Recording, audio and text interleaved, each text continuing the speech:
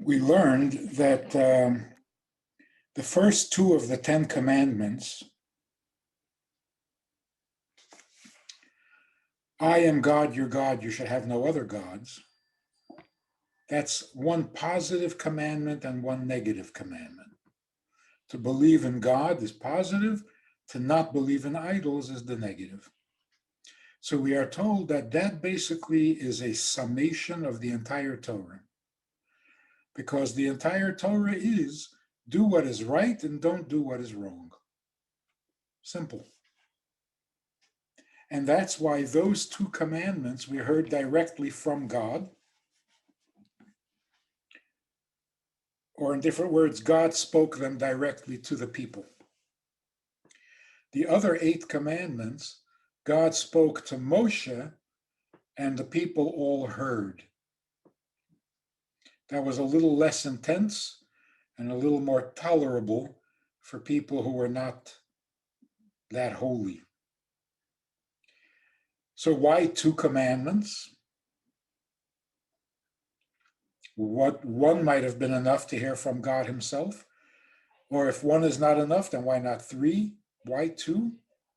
Because the 2 represent the entire Torah. In other words, every mitzvah we do is because God is our God, and every sin we don't do is because we don't worship other gods. We don't cheat on God. So that summarizes the entire Torah. Then we're told another thing. Every mitzvah we do, the positive mitzvahs, we do it out of love of God. The emotion that motivates doing mitzvahs is the emotion of love. And why do we refrain from committing sins? That's because of the fear of God. So that's ahava, love, and yira, which is fear.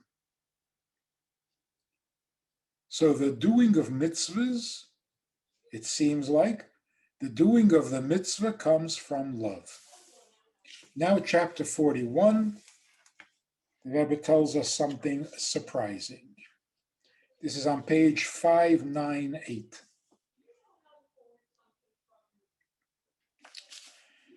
But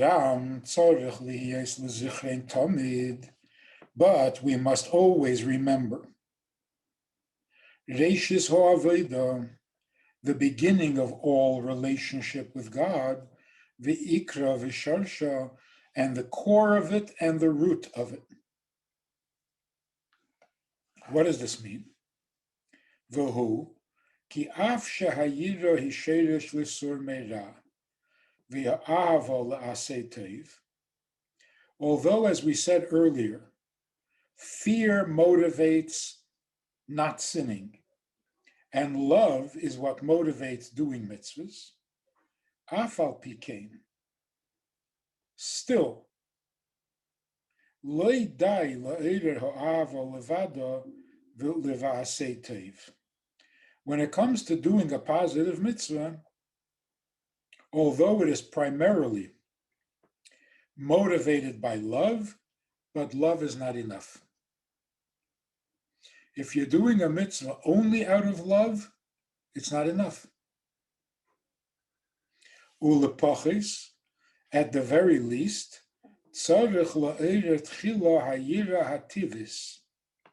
we must arouse at the very least the natural love that is hidden, the natural fear that is hidden in the heart of every Jew. And what is that?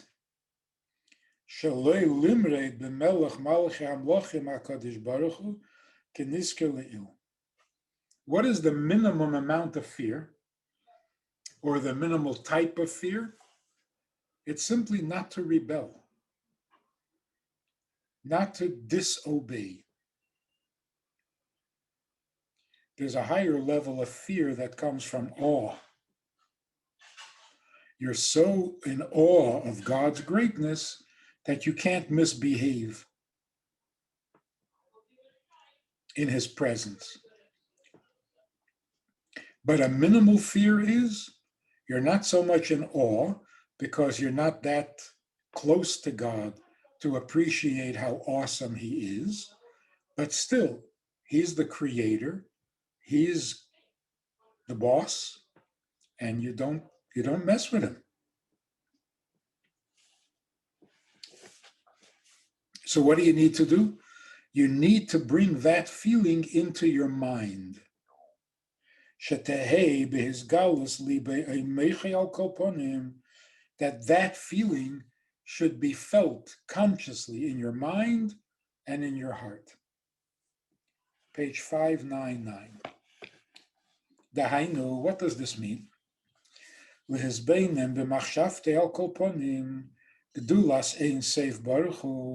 You should consider, at least in your head, God's greatness, umalchusay, and his royalty, his kingship.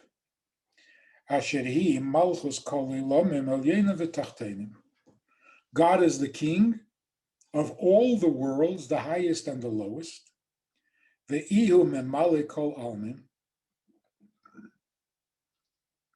He fills the world, he's everywhere.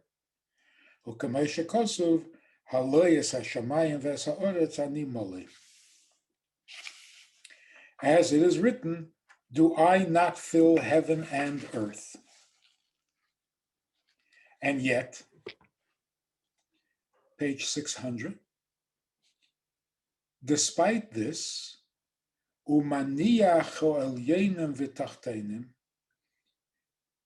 he kind of abandons the higher worlds and the lower worlds,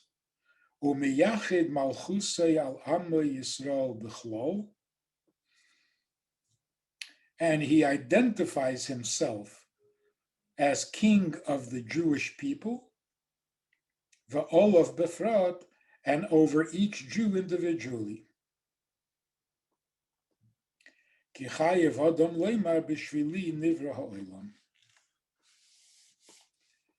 Let's understand what this is. When you do a mitzvah because you love God,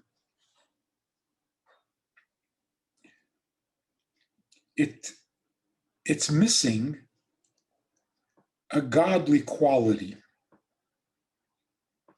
Anyone you love, you would want to serve. You love your best friend, you want to do her a favor. So anything that your friend who you love would appreciate, you enjoy doing. Can we diminish God to just a friend? So although it's true that we do the mitzvah because we love him, someplace deep down in our hearts, but that's kind of ordinary. So the Rebbe says, in addition to that love, you also have to realize this is not your friend. To some degree, the same is true with parents.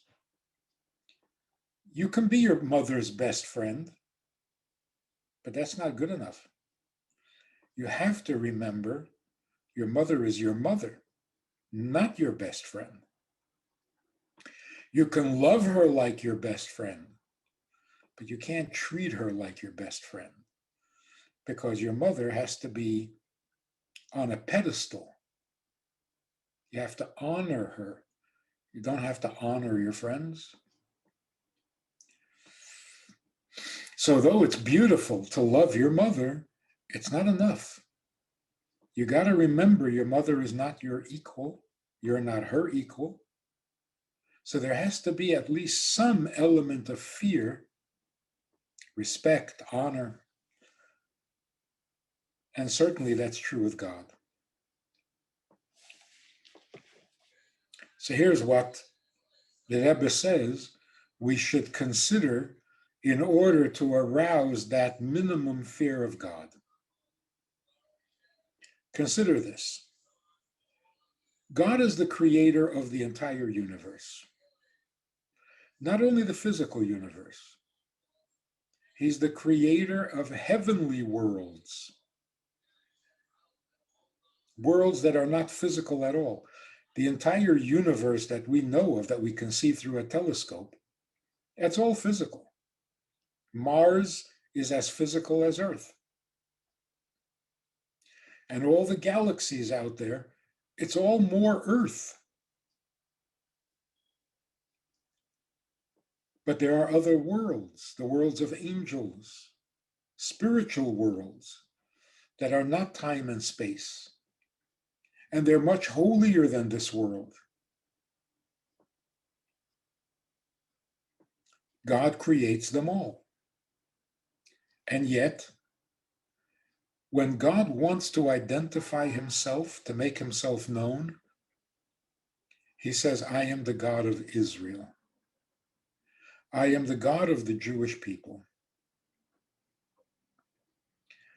In other words, he abandons, so to speak, he abandons all the other worlds. They're not that important to him. What he focuses himself on is the Jewish people. God of Israel, the God of the Jews. In the Jewish people, God focuses on each individual Jew and says, I am your king. If he identifies himself with nothing else in all of creation other than us, page 600, therefore, we should accept upon ourselves his kingdom, making God the king over us, we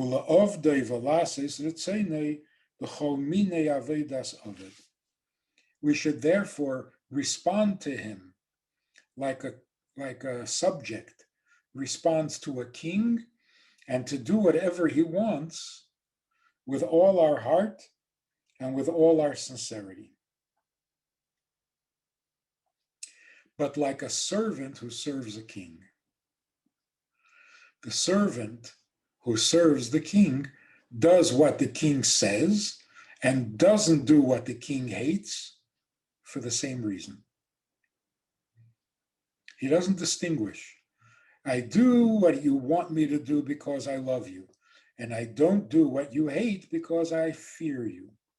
No, I do it all because you're the boss. Because it's your world, you're the master. I'm here to serve.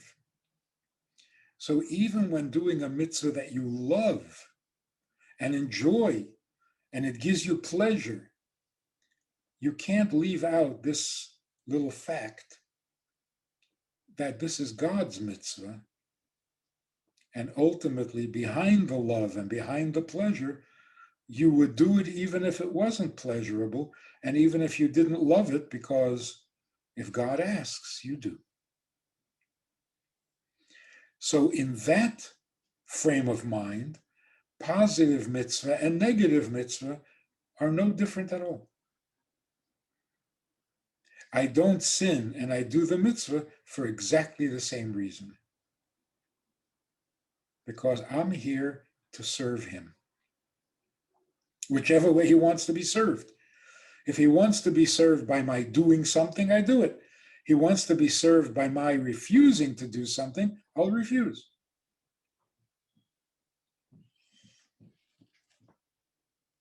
Page 601. V'hinei, he comes to the realization, Hashem nitzav olov, that God is standing over him, over me. Umalei kol ha'aretz kvedei, and his presence fills the entire world, and yet he is focusing on me. Umabit olov, and he watches my behavior. Ubeichen kloyes v'lev, and he searches my intentions and my thoughts. Im evdei kiroyu, if I am to see whether I am serving him appropriately. V'alkein, in this realization Tzorich laved lefanov be'ema u'beyira. I would therefore serve him with awe and fear, ka'emed lifnei hamelech, like someone who is in the presence of a king.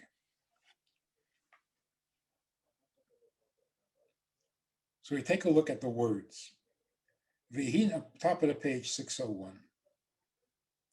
V'hine Hashem nitzav olav. He realizes God is standing over him. That feels a little threatening. When someone stands over you, like the principal of the school, it's a little intimidating. So this expression, standing over, can be misunderstood. So the Rebbe explains it. The Rebbe says, what does it mean to stand over someone? To rely. Standing on, literally it's standing on.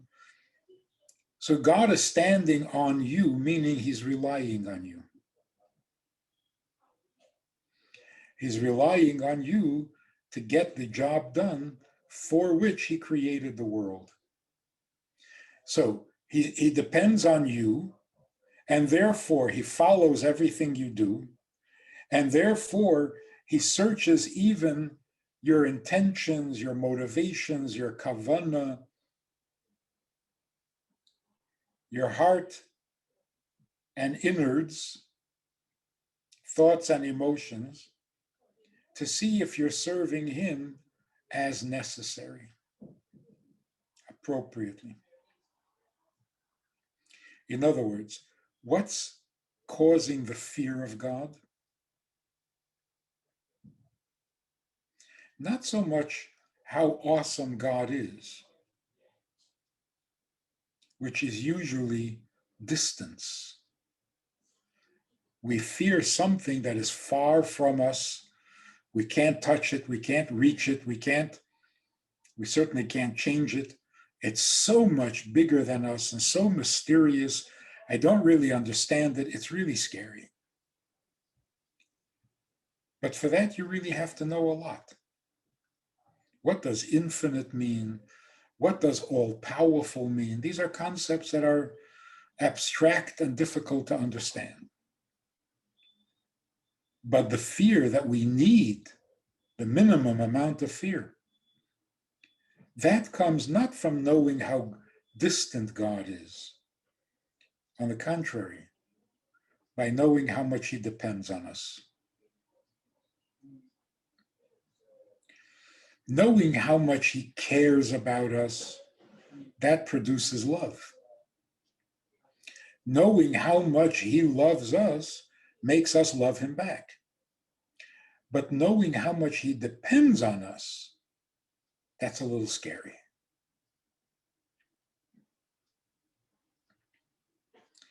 Middle of the page, 601. V'yamik b'machshava zu, a person should think about this deeply. V'yarich bo, and he should spend a lot of time focused on this. Kefi yecheles hasogas meiche u'machshavte, according to his capacity, to his brain capacity, u'kefi hapnai shaloi, and according to the time available to him. So he should think deeply, as deep as his mind can go, and spend time on it, well, depending on how much time he has. And this he should do lifnei esek haTorah. Every time you sit down to study Torah, before you actually begin, you should stop and think seriously. I am about to study God's Torah. He is interested, he is invested, he is concerned with my study and how I study and so on. So I got to do it right. Oiha mitzvah, before you actually perform a mitzvah, you should stop and think, whose mitzvah am I performing? And how important is this to him? How important? He's depending on it. Kamei lifnei levishas talis tefillin. Like, for example, for a man, before he puts on his talis and his tefillin, he should stop and think. This is not something I'm doing just for myself, even if I love doing it. But it's of greater concern to him. And so not only do I do it lovingly, I do it carefully to make sure that it's to his liking, to his approval. Page 602. V'gam yizbenein. Another thing that a person should consider is eich she'ed ein seif baruch hu, how God, who is bigger than the world, obviously, he encompasses and surrounds the world because it's too small for him. Umemali kol almin, and he also fills the world, meaning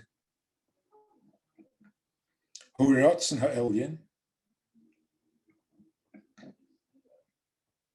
What fills the world? God's will. In every detail of the world, there is something God wants. He created every little detail of the world for a reason. There's something he needs or wants from the existence of an atom, a molecule, a stone, a fish. Everything has a will, is all part of God's vast eternal plan. Every detail makes his will complete.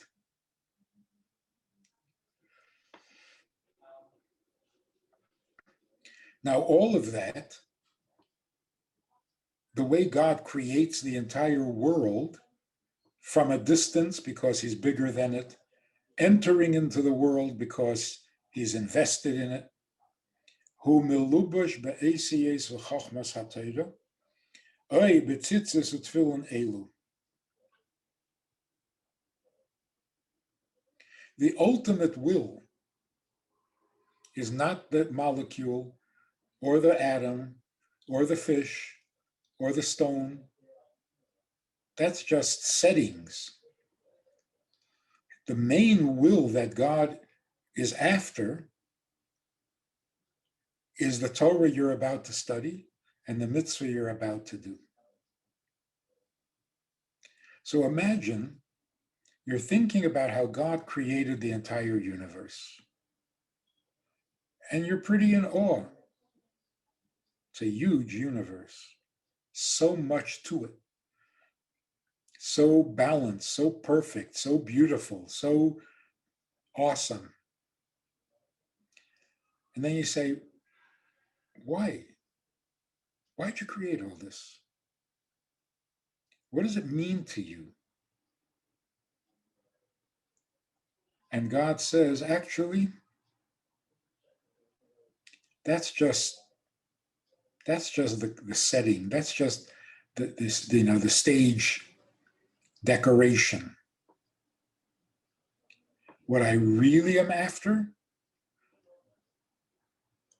for that you have to look into the Torah and into the mitzvah. For this, I created the entire world. And therefore, bottom of page 602, by reading the Torah and by wearing the talis or the tefillin, hu mamshich is barech olav, he is bringing God's presence and God's will into his life. Dahainu al chelek elokah mimal shebetech gufei. There are two things that motivated God to create the world.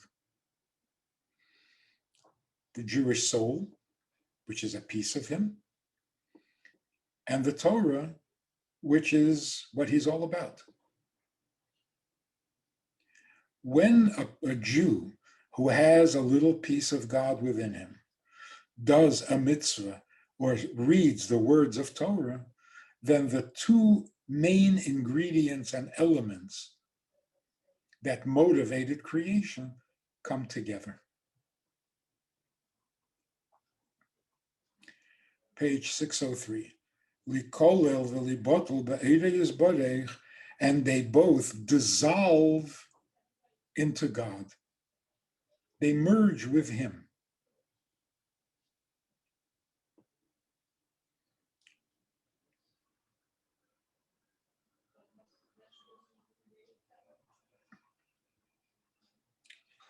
There's a little incident that the previous Rebbe shared with the Rebbe, obviously before the Rebbe became Rebbe. It was during the life of the previous Rebbe. The Rebbe recorded it in his diary that he kept during the war years.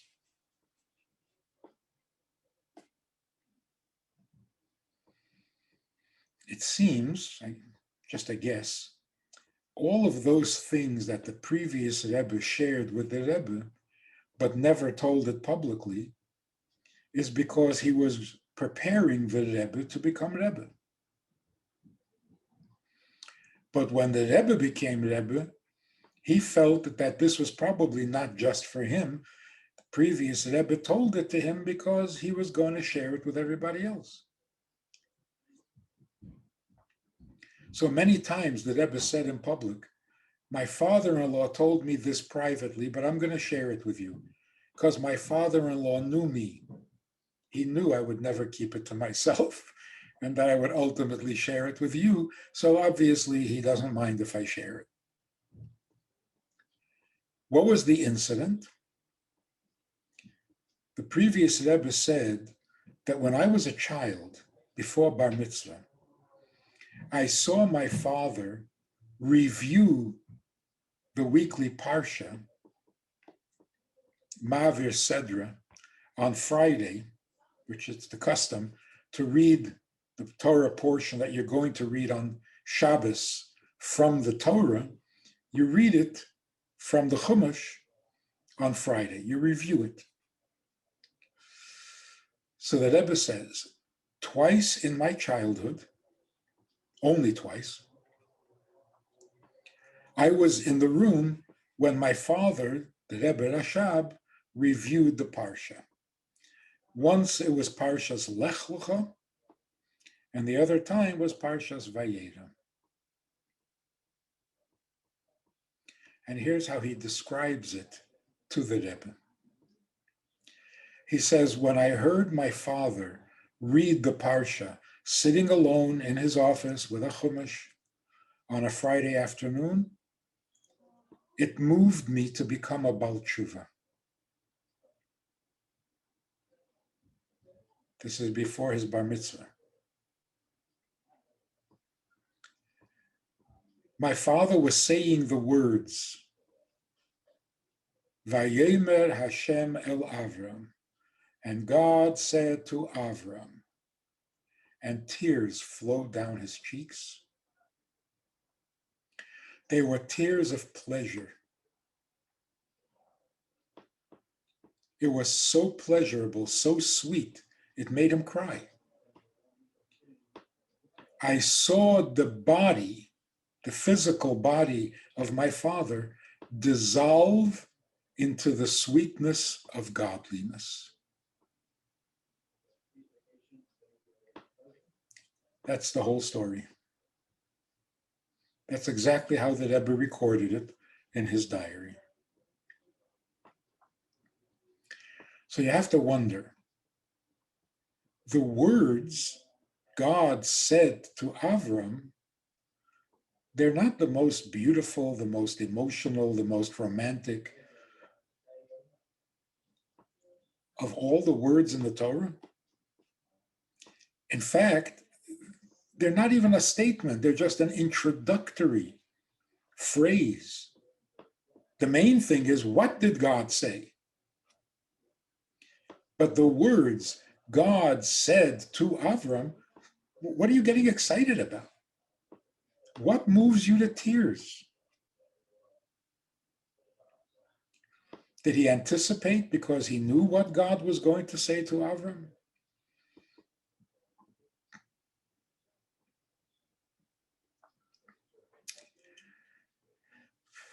The words, "and God spoke to Avram," even if we'll never know what God said, those words alone should move us to tears. Why? Well, first of all, why is God talking to Avram? Regardless of what he's going to tell him, the fact that God speaks to someone, is that not itself already awesome? How does a human being get to have a conversation with God? How does God find any human being important enough to speak to?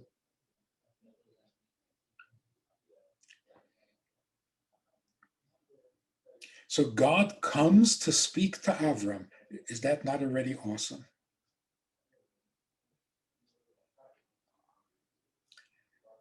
In addition to that, we know God spoke to Adam and Eve. We know God spoke to Noach.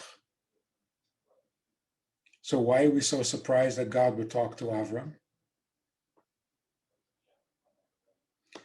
So what makes God talking to Avram even more special is because when God spoke to Avram, that's where our existence began. That was the beginning of the Jewish people. So yes, it's awesome that God spoke to Adam and Chava. It's awesome that God spoke to Noach. It's not as personal to the Jew. But when God comes to talk to Avram, wow. That's like children celebrating their parents' anniversary. Why am I celebrating the anniversary of someone who got married other than me before I was even born? Well, because by getting married, that's where my existence began. I exist because they got married, and today is the day. So when God speaks to Avram, that's where the Jewish people were conceived.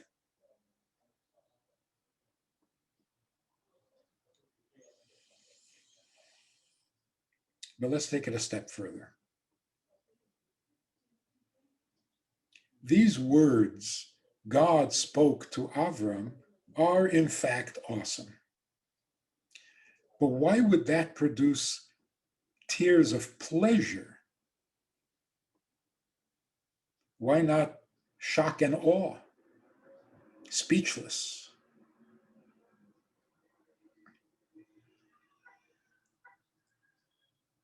But the Rebbe's reaction, the previous Rebbe's father, his reaction was overwhelming pleasure. So overwhelming, it had to come out in tears.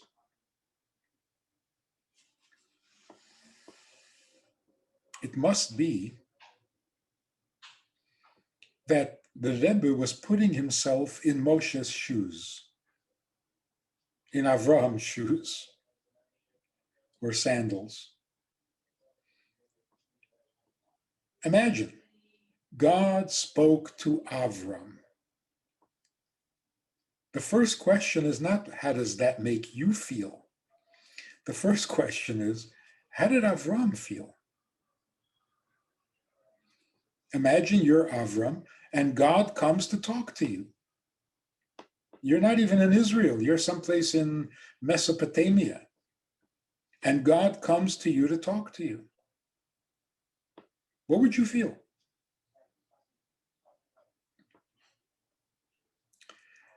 Avram must have felt an incredible amount of pleasure. So when the Rebbe, empathizing with Avram, was overwhelmed with pleasure. All right, so that explains why the Rebbe's reaction was tears of pleasure, because he was sharing Avram's experience. Avram felt great pleasure, and Avram's pleasure gave the Rebbe an overwhelming sense of pleasure.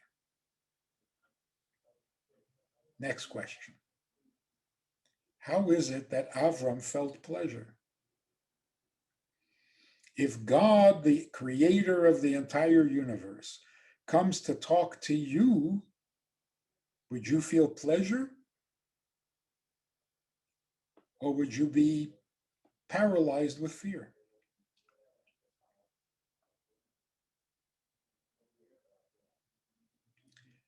I guess it depends on what God was feeling.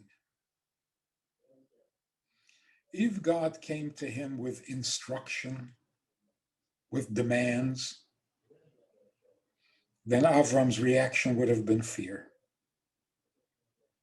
paralyzing fear, obedience. If Avram's reaction was pleasure, it must be that Avram was reflecting what God was showing. God was showing what pleasure he gets from talking to Avraham. So Avraham reflected that pleasure back.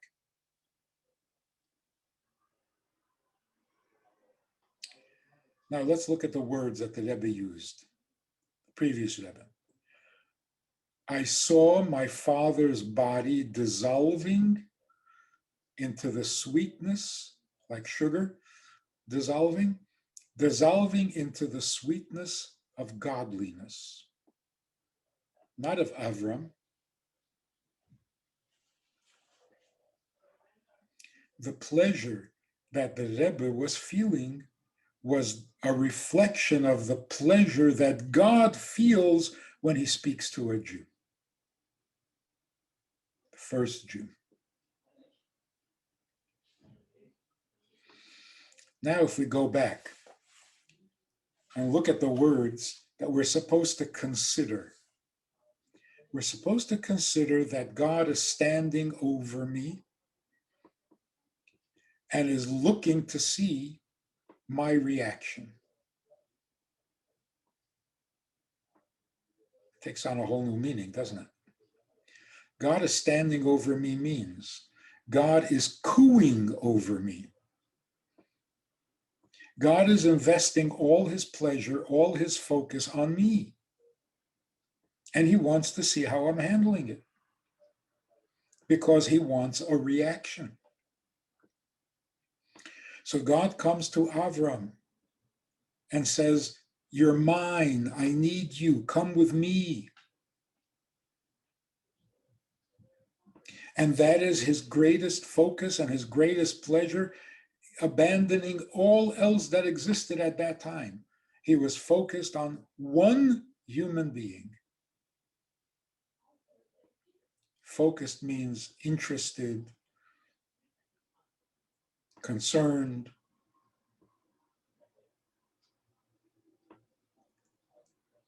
All enjoyment was focused there.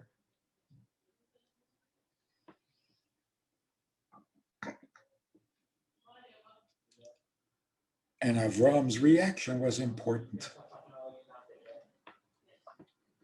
So when the Rebbe Rashab read those words, he simply responded the way I guess we should to the words themselves.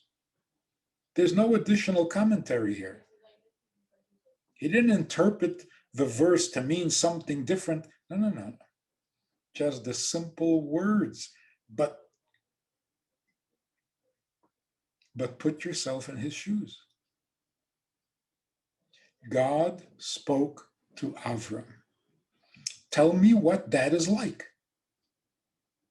No commentary, just what is that?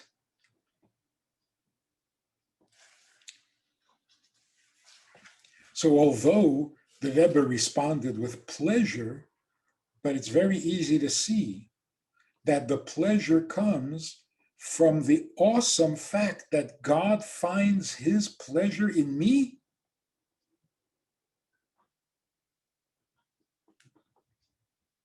So there's a humbling effect. I am the most important thing to God. Does that make you feel arrogant? Or does that scare you? Yeah, too much. All that focus on me? It humbles you. And that's called fear.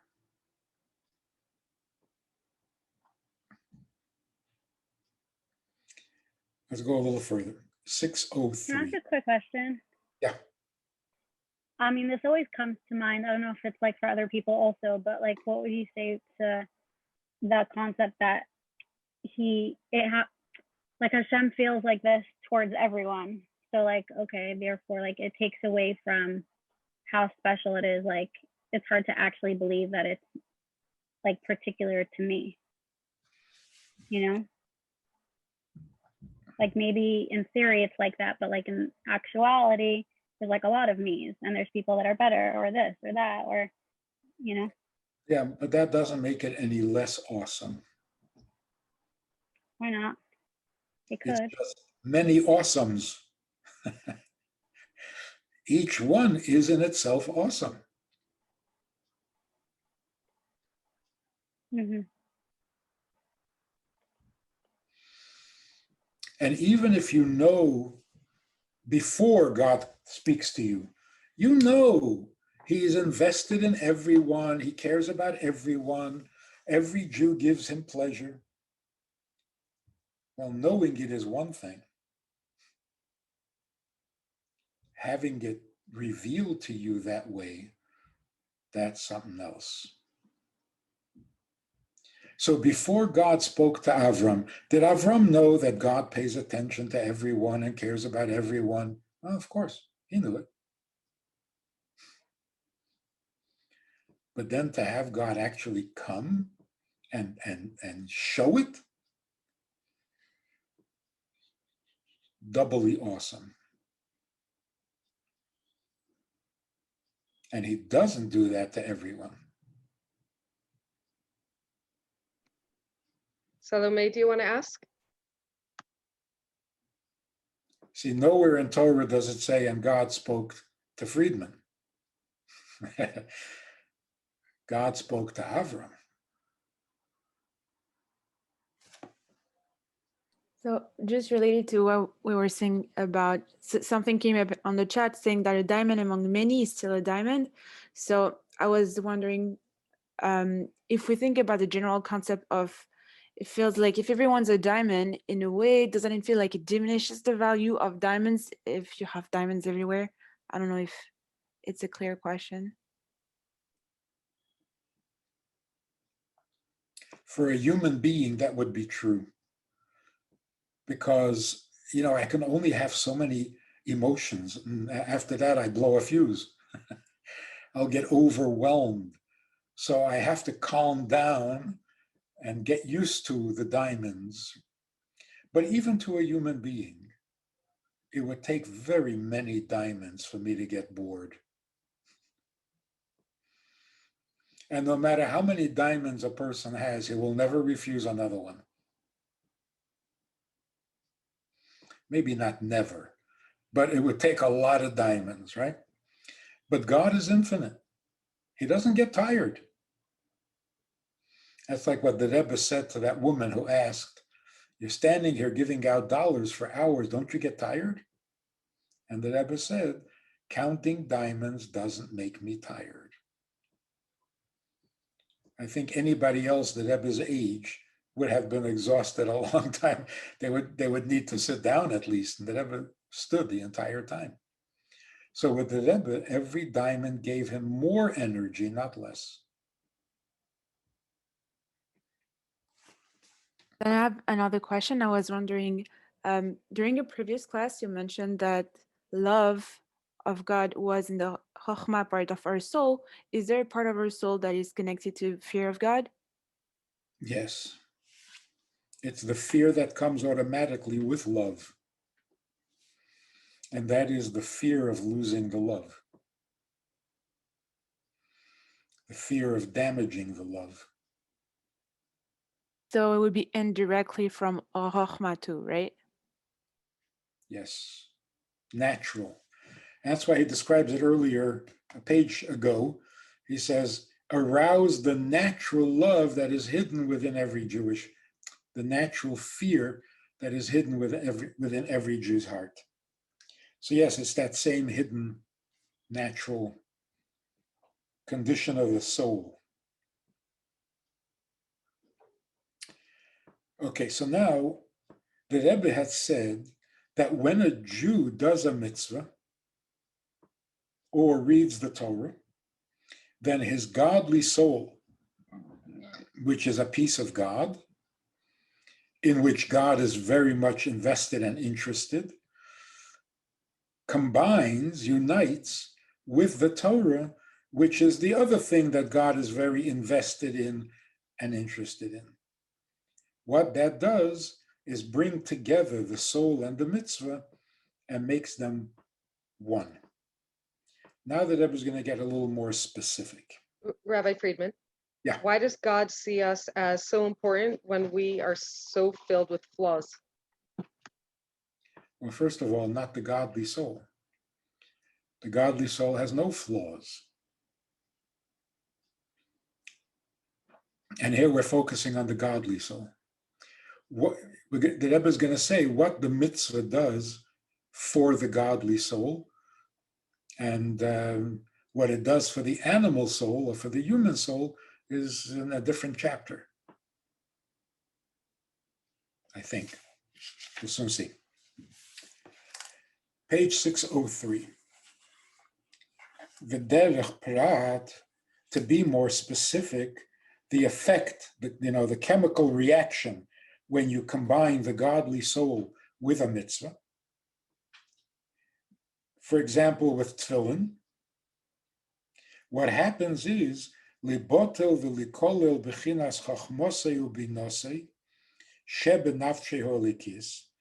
The person causes, by putting on the tefillin, he causes the wisdom, the chachma, the mind of his godly soul to become united and absorbed into b'chinas chachmosei u'binosei shel ein sof baruch hu.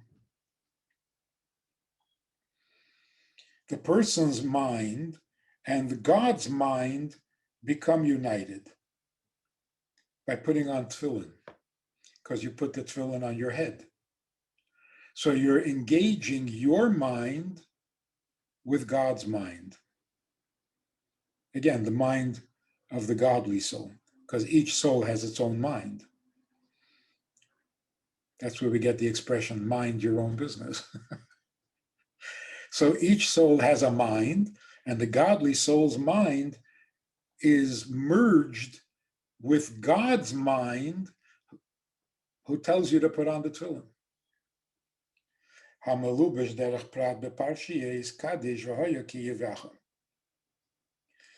Particularly, what is it in the tefillin? There are 4 chapters, 4 little scrolls, each containing a chapter from the Torah, in the tefillin, inside the box.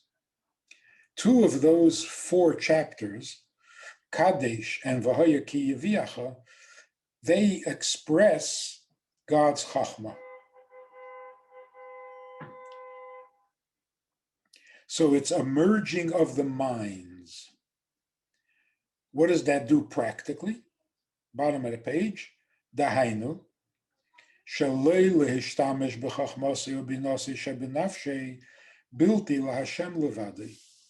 It causes him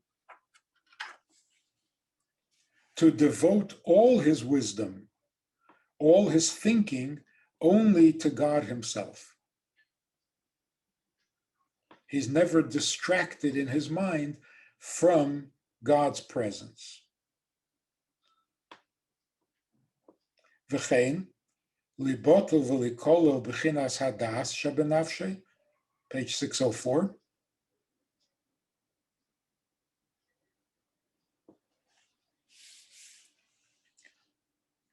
When your chachma and your bina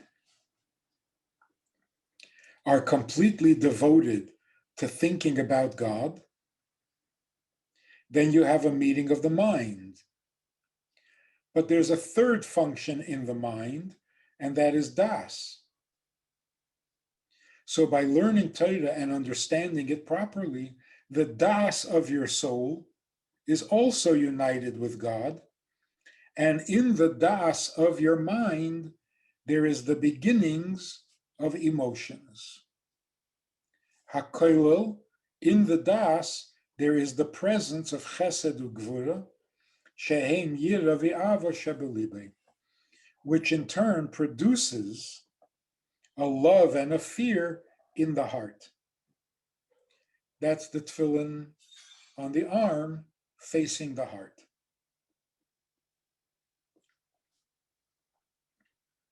What does that do? Bebechinas da'as ha'elyon ha'kelu chesed u'gvura. This combines or merges with God's da'as, God's chesed and gvura, God's love and fear. Ha'melubash beparshiyes shma v'hoya im shameya. The other two chapters of the 4 chapters of the Tefillin, they refer to the love and fear of God. Like, V'yahavtes Hashem Elikecha. So 2 of the 4 chapters relate to God's mind, his Chochmah and Bina. 2 of the chapters relate to God's emotions, Chesed and Gvura, which produce love and fear.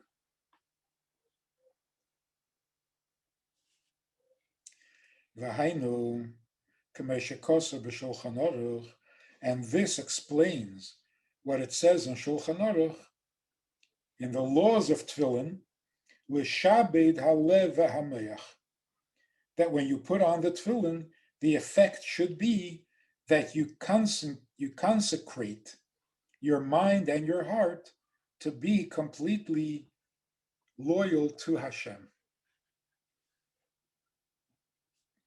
That's what happens when you put on tefillin.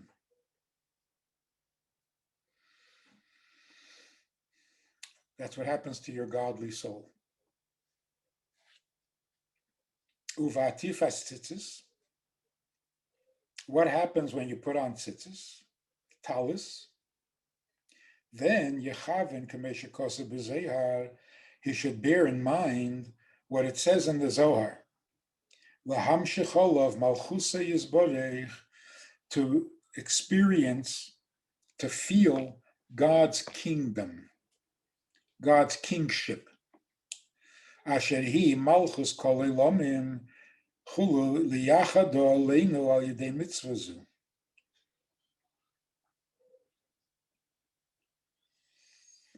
When do we experience God as our king? The merging of the mind that happens when you put on tefillin does not happen with a king. The average citizen does not have a meeting of the minds with a king. We're talking about a real king. A real king, his mind is much greater, far superior to the mind of his people, because he's head and shoulders above. So you don't have a meeting of the mind with a king. That's a completely different experience. What does it feel like to be in the presence of a king? This is not going to affect your thinking. It's going to affect your humility. It will humble you. V'hu ke'inyan, and this is what the meaning of the mitzvah to appoint a king. The Torah says, Soim tosim olecha melech. You should set a king over yourself. You don't appoint a king next to you or by your side. A king is above you. V'azai afim b'chol zeis leisipel olav ema v'fachad b'hizgalus libei. What is the effect of recognizing God as a king? The effect is that if it should happen that after all of these considerations, you don't feel a fear of God, mikol mokim, despite that, since he is conscious of God's kingship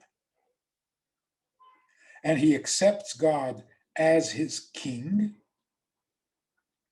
and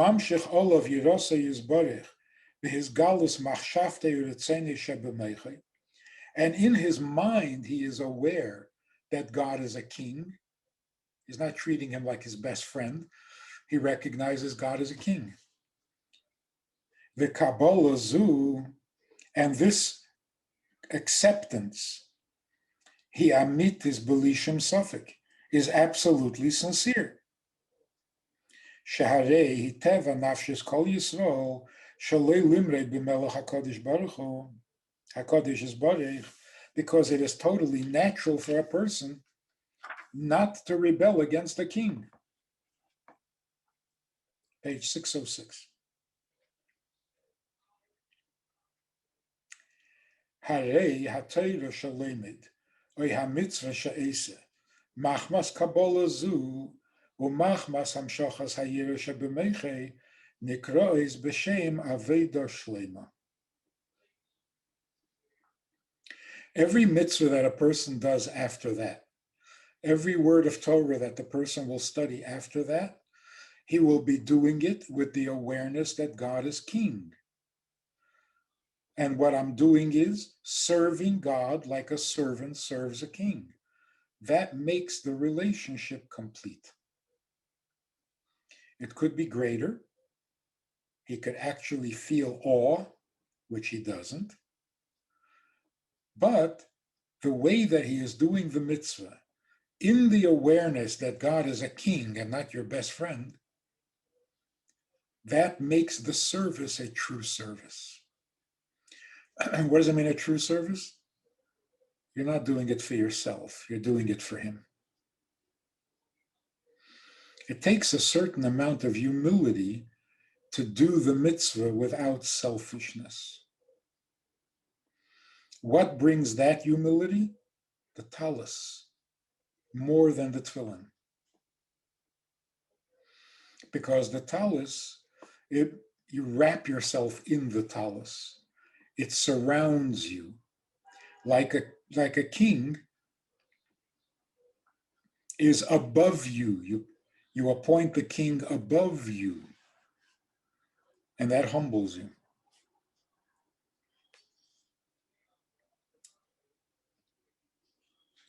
Two more lines. Masha'ein Cain, middle of page 606. Masha'ein Cain, this is not the case im le'medu makayim hamitzvah bi'ava levada, if he studies Torah or does the mitzvah only with love alone. And what is the love? Why does love make him do the mitzvah? His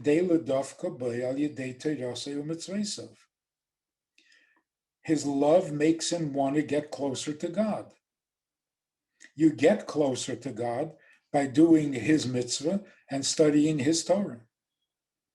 But when you do that, that is not called serving. It's called loving. It's called enjoying. It's not called serving. Why do you have to be serving? Because the Torah says, you should serve God your God. And it also says in another verse, and only him should you serve. So you see that in our relationship with God, there has to be a service, not just love.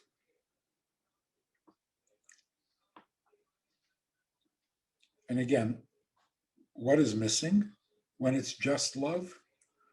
When it's just love, you could be doing it for yourself.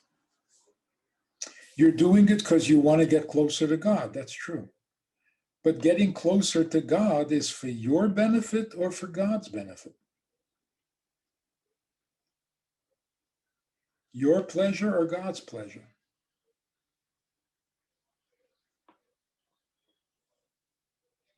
When you add a little bit of fear, which means a little bit of humility, and you don't treat God like your neighbor or friend, but like your king over you, then when you do the mitzvah, you're really serving him. And that is greater than what angels do. Angels love God and they enjoy his presence and they sing and dance to his holiness. They're not serving him. They're just being what they are, holy.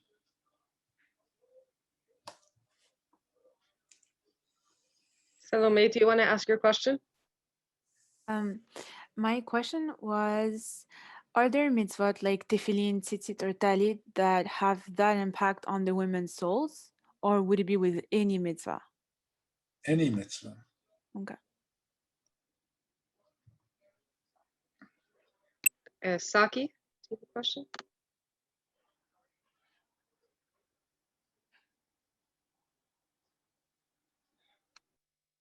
Yeah, so I'm just wondering, like, so if you do a mitzvah, like even one that you don't actually enjoy or like it at all, but you're just doing it for the sake, that God says to do so, and you are trying to make a connection with Him.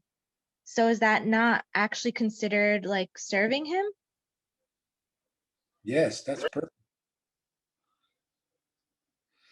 See, that's why the Baal Shem Tov said, the simple Jew who doesn't learn much, doesn't understand much, doesn't know much, when he does a mitzvah, he is closer to God than when the scholar does the mitzvah. Because to the scholar, this is a challenge. He understands the mitzvah. He appreciates the mitzvah. He sees the value of the mitzvah. So he could easily be doing it for himself. Whereas the person who really doesn't know the difference between talis and tefillin, he'll do every mitzvah just for God, which brings him closer to God than the scholar who does tefillin more enthusiastically because he understands the tefillin better. So it's not about God, it's about him. The Alter Rebbe is telling the scholar how he can get to do a mitzvah as purely as the simple Jew.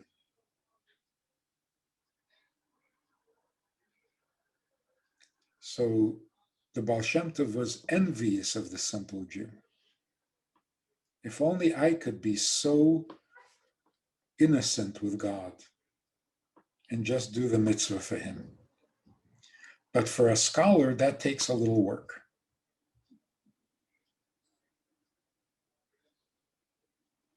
What does that mean in practicality? Does that mean like not like before you do a mitzvah, kind of like acknowledging that it's hard or that you don't want to, but still doing it? Or like how does that look like?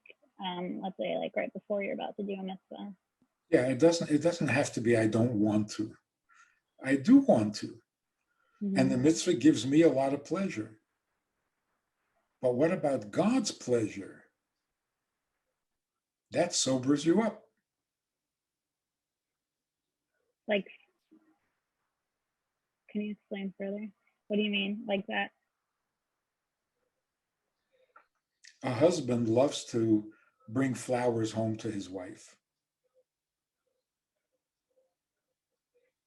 And he notices that he brings home the flowers. He loves the flowers.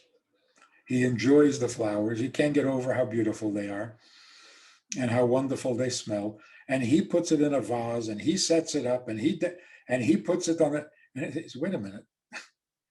I didn't buy it for me. I bought it for my wife.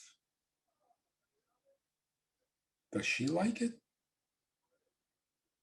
Is this the flowers she enjoys most, or did I buy the wrong flowers? So it's all right that he enjoys the flowers. He doesn't have to hate them, just to prove that he's doing it for his wife. Even if he hates them, he'll do it for his wife. But really, even if he loves them, he'll do it for his wife. So that's the difference between the simple Jew and the scholar. The simple Jew does the mitzvah even though it doesn't do anything for him. The scholar has to do the mitzvah for God, even though the mitzvah does do something for him. Like the husband who loves the flowers. But he's got to get past his own love and think of whether God loves it. Did he do it to God's pleasure, to God's standard, approval, satisfaction? So every time we do a mitzvah, particularly the ones we love, we have to remind ourselves, your loving it is not the point. Question is, does he love it? And that takes us back to that quote. God is standing over you and searching your heart to see if you're doing it right. What does it mean, doing it right? You're doing the mitzvah. What could be wrong?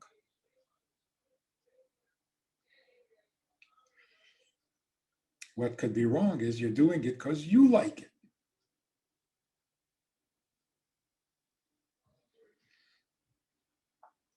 And nothing more. So again, there's nothing wrong with your liking it. But if that's all there is, then you're not serving him. If you're not serving him, you're not connecting to the real him. In the example that you gave with the flowers, let's say, is at what point, I guess, let's say there's no self-reflection there. Should the husband continue to bring flowers because his wife enjoys it? Or should he kind of like take a step way back And not do it? and not do it and then kind of start all over? Sometimes you have to break your habit before you can correct it, but it shouldn't be necessary. And going back to that story with the Rebbe and the pleasure, when a husband brings home flowers, and they're exactly the flowers his wife loves most, and it's exactly the right time, and it's exactly the right mood, and he sees his wife's pleasure, how will that affect him? I guess similar to what you just said, if let's say your intention for the mitzvah is doing it because Hashem wants you to do it and there's no self-interest in it, but does your, I guess, desire to do what Hashem wants count as having like a personal interest in it or a self-interest? No.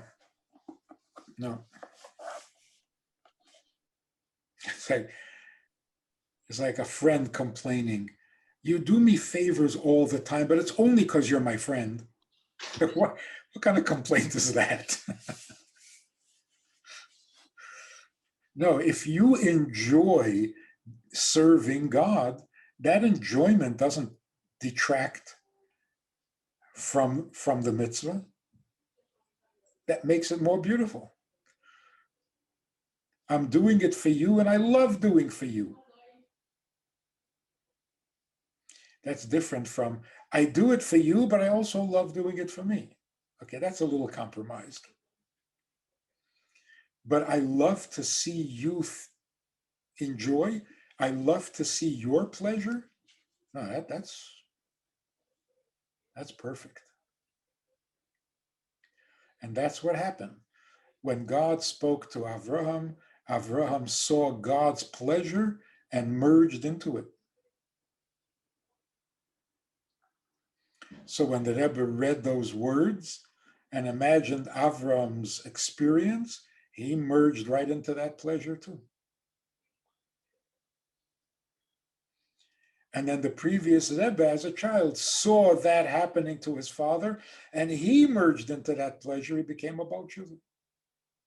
I don't know what that means. An 11-year-old becomes a Baal Tshuva. I don't know. What does that mean? Particularly, the Rebbe, even as a child, was already a tzaddik. So how did he become a Baal Tshuva?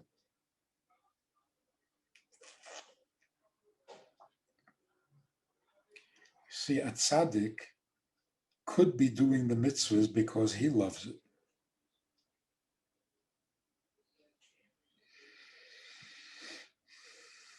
So even a tzaddik needs to become a Baal Tshuva, go from doing a mitzvah because you're so holy like an angel and you love everything holy, to feeling God's pleasure in the mitzvah.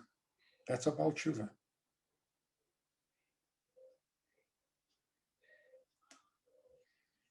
And that is really perfect. Rabbi, when you speak about pleasure and all this, doing mitzvot, do you refer to the joy the Baal Shem Tov was talking about, serving God with joy, or it's something different, joy and pleasure? They're a little different, but they're close enough to treat them as one thing. Pleasure is more overwhelming. See, you don't melt into joy, you melt from pleasure.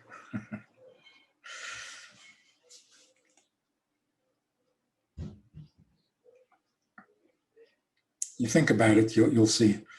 The nature of pleasure is that it melts you.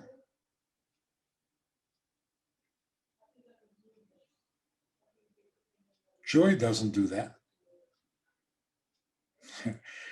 You might put it this way. Joy makes you get up and dance. Pleasure makes your knees weak.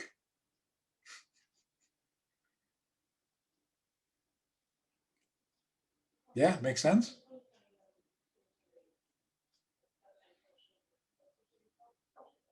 Yes.